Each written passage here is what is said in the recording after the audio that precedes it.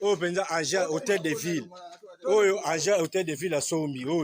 Oyo penza agent hôtel de ville. Yango oyo.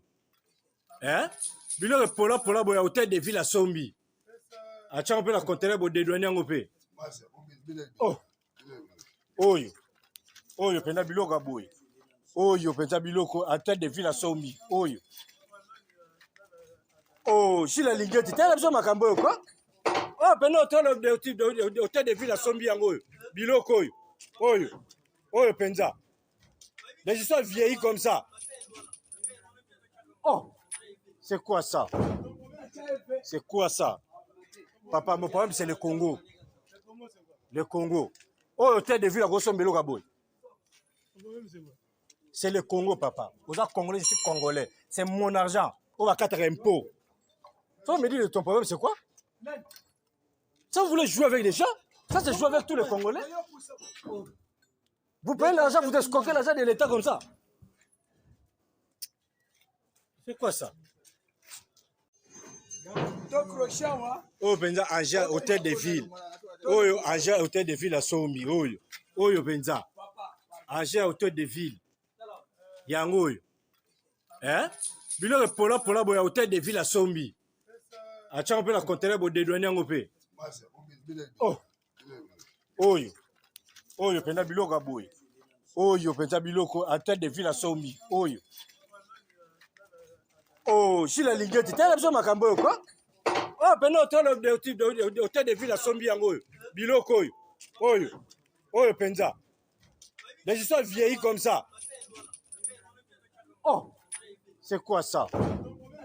C'est quoi ça? Papa, mon problème c'est le Congo.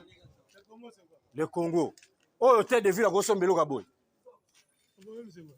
C'est le Congo, papa. Vous êtes Congolais, je suis Congolais. C'est mon argent. On va quatre impôts.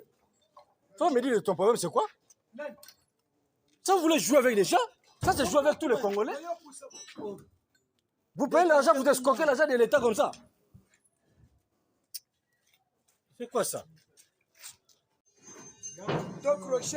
Oh, penza agent hôtel de ville. Oyo agent hôtel de ville à Sombi. Oyo penza agent hôtel de ville. Yango oyo. Hein? Bilo pola boya hôtel de ville à Sombi. Acha on peut la conteneur bo dédouaner yango pe. Oh. Oyo penza biloko boy. Oyo penza biloko hôtel de ville à Sombi. Oyo. Oh, si la lingette, t'as l'absent makambo quoi? Oh, ben hôtel de ville à Sombi yango. Biloko oyo penza. Les histoires vieillies comme ça. Oh, c'est quoi ça? C'est quoi ça? Papa, mon problème c'est le Congo. Le Congo. Oh, hôtel de ville à Sombi Logaboy. C'est le Congo, papa. Vous êtes Congolais, je suis Congolais. C'est mon argent. On va quatre impôts. Toi, me dire ton problème c'est quoi? Ça, vous voulez jouer avec les gens?